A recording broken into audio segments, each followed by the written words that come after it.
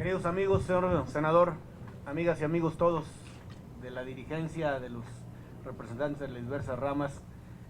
nos da mucho gusto a Ivonne Ortega y a mí darles las gracias por estar esta media mañana y el inicio de la tarde con nosotros en su casa, el Comité Ejecutivo Nacional, y constituirla una buena oportunidad primero para darles las gracias por su apoyo el 11 de diciembre, cuando tuvimos la enorme fortuna de ser investidos secretario general y presidente de este Comité Ejecutivo Nacional, con el respaldo de ustedes y de muchos más consejeros políticos nacionales, pero también asumiendo una gran tarea, una gran responsabilidad, sabiendo el tamaño del reto, del desafío, pero sintiéndonos alentados porque, como las mejores cosas en la vida, los proyectos colectivos son los mejores, aquellos que concebimos entre muchos y llevamos a buen destino entre todos. La CNC, por origen, está irremediablemente vinculada al PRI. Tengo muy presente que, no obstante, en los años 20 surgieron ligas y organizaciones de productores. La CNC surge como el instrumento, como el brazo ejecutor de la política agraria de un gran presidente, de Lázaro Cárdenas del Río, que hoy mismo sigue marcando un momento vital en la trayectoria de los mexicanos, que pasan los años y se sigue apreciando sobre todo el vigor y el compromiso de su política social, de la que estuvimos ayunos cuando menos los últimos 12 años en este país. Nos da mucho gusto que haya esta especie de ratificación de credo político en la persona, en la voz del senador Gerardo Sánchez, que marca, como nosotros lo esperamos y así lo sentimos, el hecho de ser un instrumento para hacer política, y yo agregaría también para concebir y desarrollar la política social. La CNC, si bien es una organización de gente vinculada al campo y busca, por supuesto, merecidamente oportunidades de representación política, esto lo logra a partir del cambio positivo de la vida de los mexicanos que viven en el campo, que trabajan en el campo y que desde allí contribuyen al bienestar del resto de nosotros los mexicanos. De modo que ratificamos esta relación fraternal, este vínculo sí político, pero también amistoso, de gente bien nacida, que hoy ustedes generosamente ponen sobre esta mesa y que la dirigencia nacional lo aprecia y lo toma. Y lo menos que podemos hacer, porque la amistad, la lealtad y el compromiso son vías de ida y vuelta. Si ustedes nos hacen el favor de ratificarlo, lo menos que podemos hacer es también expresar nuestro reconocimiento a la organización y a cada uno de ustedes en lo particular, porque la CNC no son unas siglas, la CNC tiene nombre y apellido, es gente que tiene dolencias, que padece cosas, que plantea, como lo hemos visto, de manera informada y valiente, cuáles son algunos de los asuntos que aquejan al país, que están representando en este momento retos importantes para todos. Yo creo que lo que aquí han comentado Israel, con el vigor propio de los jóvenes y el compromiso que con el que suelen desempeñarse, es un botón de muestra de lo que piensan, dicen y hacen los que militan en la vanguardia juvenil agrarista y muchos más que integran la CNC. Me da mucho gusto escuchar a don Juan Báez, que acredita, entre muchas cosas, dos centrales: un profundo conocimiento del tema en el que está, y estoy seguro que lo conoce no solo porque lo ha estudiado, sino porque lo ha vivido y por muchos episodios padecido, las dificultades, los retos no superados por la falta de apoyo, y lo digo con actitud autocrítica, eventualmente las decisiones no bien informadas, o no, me refiero a que quienes tomamos o toman las decisiones no tenemos suficiente información y nos podemos equivocar. No obstante, para eso está la CNC, que no solo si genera una propuesta, de la mano, perdón, si genera una protesta, de la mano plantea una propuesta,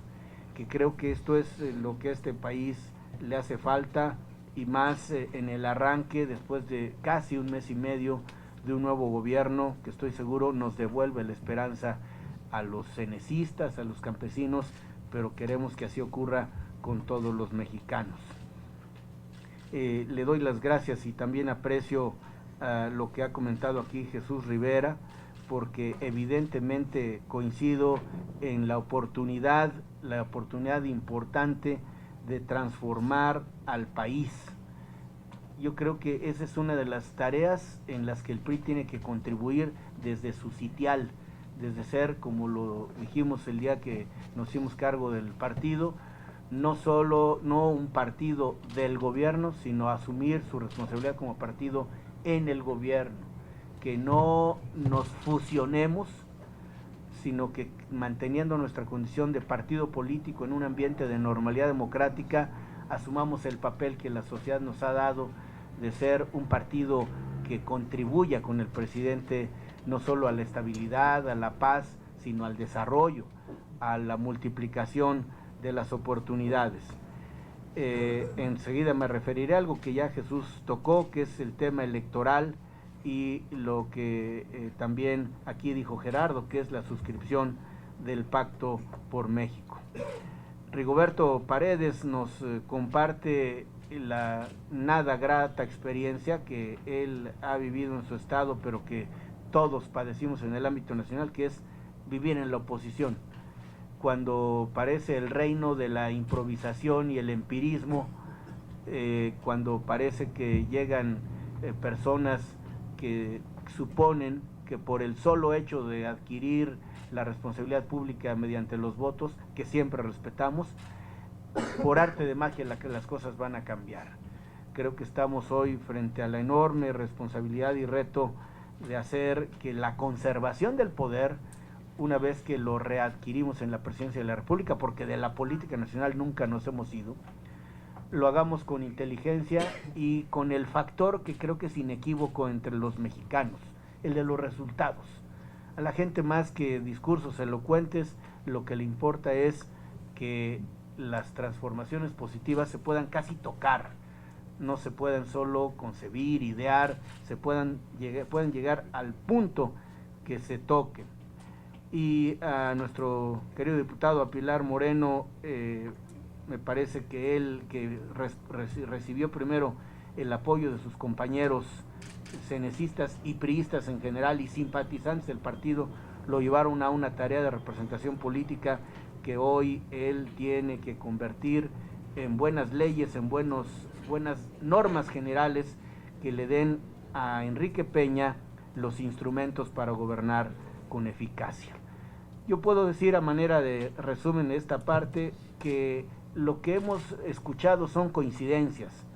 que como un jalisciense de mitades del siglo XIX proponía Mariano Otero, el acuerdo en lo fundamental.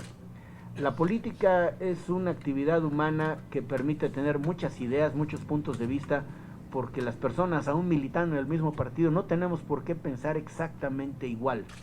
Lo que sí es útil, es conveniente y es práctico es encontrar dónde están las coincidencias, porque los acuerdos en política parten justamente de las coincidencias. Y con esa coincidencia en la que todos nos pusimos de acuerdo que tenemos frente a nosotros una enorme responsabilidad por haber logrado la recuperación que quita el discurso facilón de muchos años de que fuimos un partido que nació en el poder. Hoy el partido recuperó la presidencia a pulso, la recuperó, y cada voto que cayó en las urnas a favor de nuestros candidatos a diputados, senadores, autoridades locales, algunos gobernadores, diputados locales y ayuntamientos, pero sobre todo la presidencia de la República, son votos de buena fe, que creen en México y que le apuestan a un proyecto innovador, a un proyecto transformador, que es el que encabeza Enrique Peña. Pero el PRI, si bien tiene casi 84 años de muchos logros, de satisfacciones, no puede vivir, digo yo entre broma y serio, no puede vivir de prestado, de las glorias idas. Qué bueno que las tuvimos y ahí las acreditamos, pero el PRI tiene que vivir del presente y construyendo el futuro. Por eso me da mucho gusto escuchar de ustedes el compromiso de ir para adelante en las próximas 14 elecciones. Una gubernatura, centenas de ayuntamientos y de diputaciones locales que nos permitirán hacer una especie de refrendo en el apoyo popular al partido, que nos dan la oportunidad de mantener una especie de racha ganadora. Pero nada de esto será producto de la casualidad. Hay que trabajar, porque Enrique Peña, que era en su momento el candidato que iba a manera de locomotora al frente de todo este tren, hoy es el presidente de todos los mexicanos. Y podemos legítimamente presumir sus éxitos, pero son del gobierno federal. Lo que quiero decir es que ahora hay que construir la plataforma y las candidaturas suficientemente fuertes, legítimas y competitivas para que ganemos en el nuevo episodio de la política nacional. Yo estoy seguro que habrá entre los cientos de candidatos muchos cenecistas y que habrá también entre los militantes y dirigentes de la CNC gente que pueda ayudarnos a ser dirigente no solo de la CNC sino del partido, como ya ocurre, y que podemos, si ustedes nos lo autorizan, contar con muchos de ustedes para que haya tareas de delegado en municipios, de delegado en estados, que pongan en alto a la CNC y representen eficazmente al PRI en su conjunto. Yo creo que las dificultades que enfrenta Acción Nacional pues los van a hacer reaccionar, y algunos de los lugares a los que vamos en elecciones se abren para ellos como ventana de oportunidad, ya no solo de triunfo, me atrevo a decir de sobrevivencia. O sea, las cosas que les ha pasado al interior, sus dificultades al reducir el 80% su padrón, las desavenencias que no han logrado superar en sus dirigencias, los hacen, por otro lado, ponerse muy atentos para ver de lo que viene, de qué se hacen. Lo quiero decir porque ningún partido integrado por seres humanos como nosotros se va a dejar vencer por la inercia.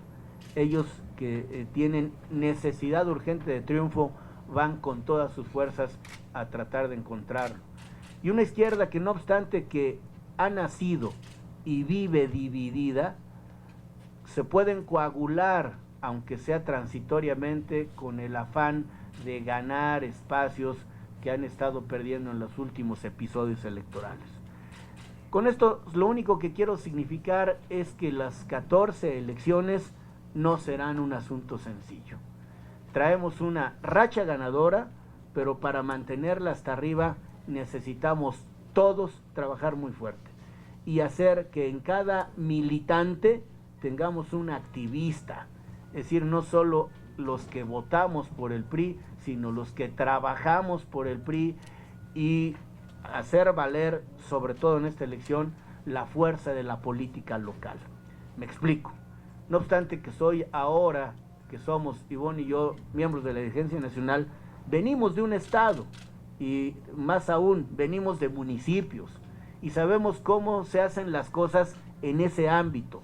Y ahí la política se hace sin muros de contención política. Ahí la política se hace, diríamos, en sentido figurado, cuerpo a cuerpo. Y la gente lucha denodadamente, primero por conseguir una candidatura, y después él y sus correligionarios por ganar en esas elecciones. No los abrumo más, solo les pido que nos ayuden y que estemos muy atentos, muy comunicados, obviamente a través del señor senador Gerardo Sánchez y de su comité, para que todos estemos listos para ir a la trinchera donde el partido nos necesite, porque del trabajo en equipo, del trabajo bien organizado, inteligentemente diseñado y bien ejecutado, va a depender el triunfo en las próximas elecciones. Un segundo asunto, serán solo 3. El segundo asunto es la asamblea. El sábado pasado, con la presencia solidaria de la mayoría de los gobernadores de extracción priista, Ivonne y yo lanzamos la convocatoria a la 21 asamblea del partido, que va a iniciar en asambleas municipales y de municipios. Esto es, en algunos casos, si los municipios no son tan poblados, habrá que juntar municipios para tener una sede en común y desarrollar ahí asambleas que son al mismo tiempo deliberativas y electivas de delegado. También la CNC, en tanto sector que es un pilar del partido, tendrá que hacer su propio ejercicio al interior a efecto de hacer también las dos cosas: la deliberación sobre los documentos y el nombramiento, acreditación de delegados por esta estructura piramidal que empieza en asambleas municipales, sigue en asambleas estatales que se desahogarán en febrero, y la gran culminación de la Asamblea Nacional que se llevará a cabo el 1, 2 y 3 de marzo, lo más pegado posible al aniversario del partido, que como bien recuerdan, siendo el 4 de marzo y cayendo esta vez en lunes, dificulta la presencia de muchos de nuestros dirigentes o de nuestras autoridades o de compañeros que son autoridad y siendo de extracción priista, para evitar que si pido permiso y si me descuentan el día y si tengo objeciones de todo tipo, que son este tipo de minucias en las que otros se fijan, para no caer en este detalle, hemos decidido que el final de la asamblea sea el domingo 3 de marzo en la Ciudad de México, en un evento muy concurrido donde seguramente varios miles de compañeros priistas de todos los sectores y las organizaciones y de todas latitudes se darán cita aquí. Dos, genéricamente diría yo, son los propósitos de la asamblea. Uno, poner al día la posición del PRI frente a los grandes retos nacionales. El PRI o el PRM antes y primero el PNR obviamente no son el mismo en términos sustantivos, o diría yo, siendo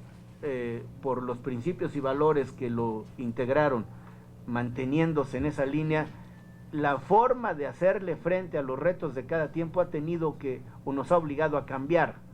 Decía yo el día de la toma de protesta, parece que la consigna es: ¿cambiamos o nos cambian? Cambiamos para ubicarnos nosotros en la sintonía de los ciudadanos y no esperar que el proceso sea inverso, a ver si ellos se pueden adecuar a lo que pensamos. No, el partido se tiene que adecuar a los retos del presente, un mundo global, un mundo donde la competencia económica es más difícil, un mundo en el que se necesitan gobiernos más eficaces, que tengan en las normas jurídicas más instrumentos de trabajo que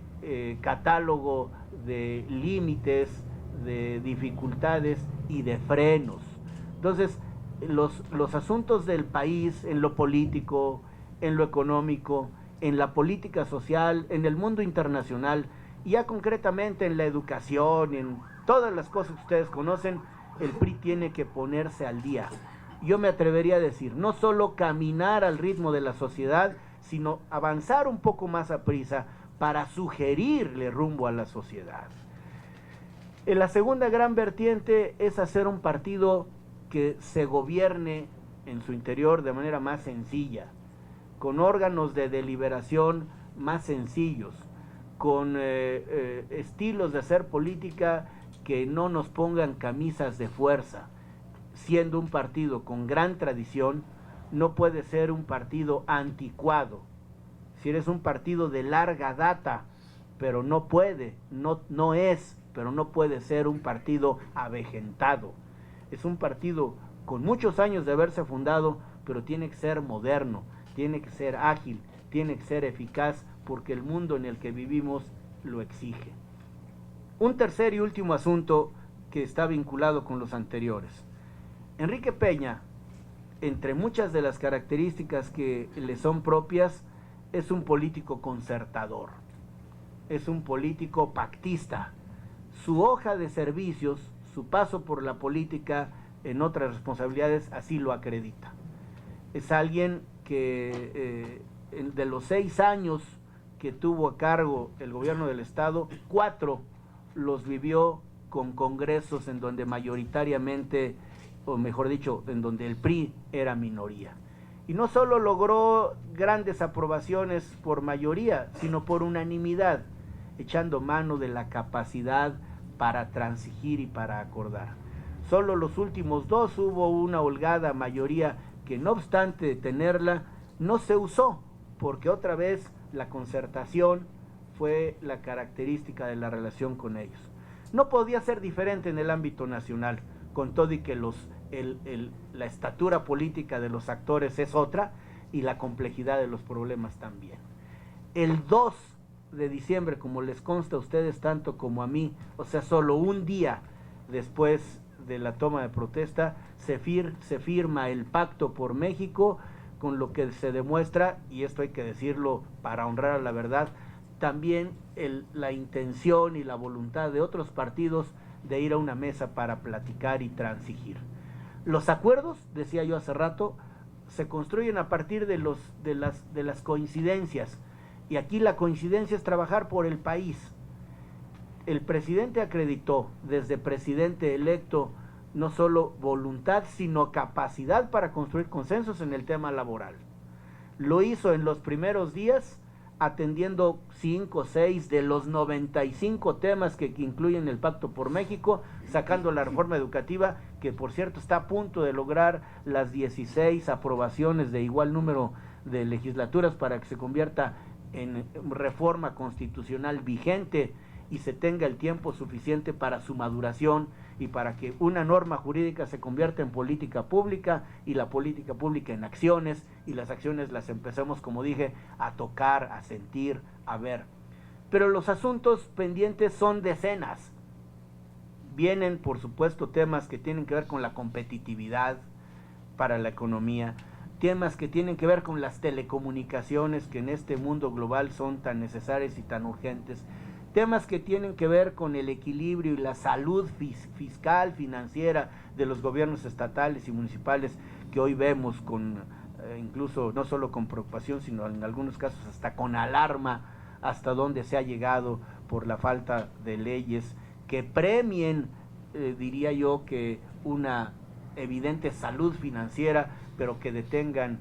cuando la falta de salud puede llevar al pique no solo a los gobiernos, sino a las comunidades, que sería algo no deseable. La cauda, y ya no los voy a abrumar, la cauda de asuntos pendientes es interminable. Lo importante es que nadie se levante de la mesa y que le apostemos al profesionalismo de los políticos que dirigen otros partidos.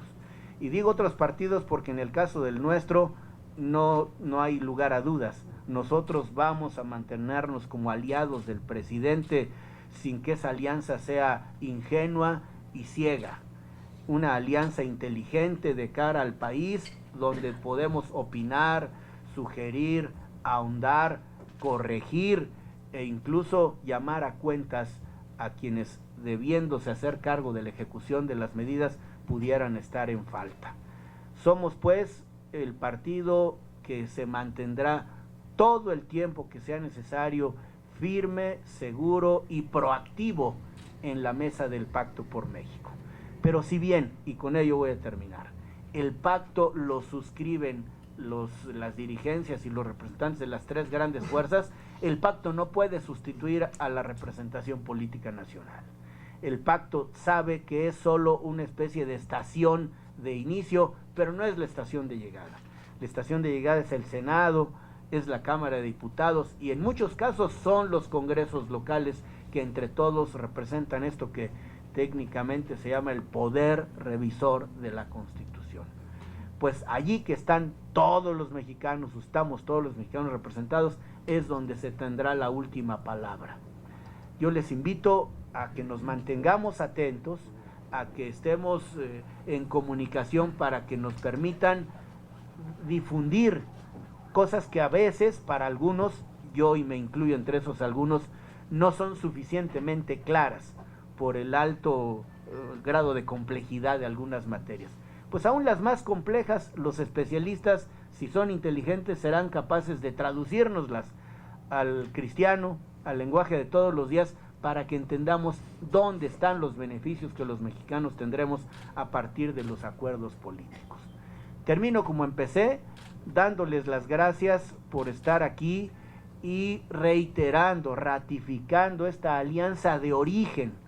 esta alianza que es perenne, que no cambia ni cambiará entre la CNC y el partido, porque al final, como dije, es uno de los pilares que le dan fuerza, densidad, alcance, destino a las cosas que el PRI emprenda. Tendrán de nosotros, para empezar, siempre respeto.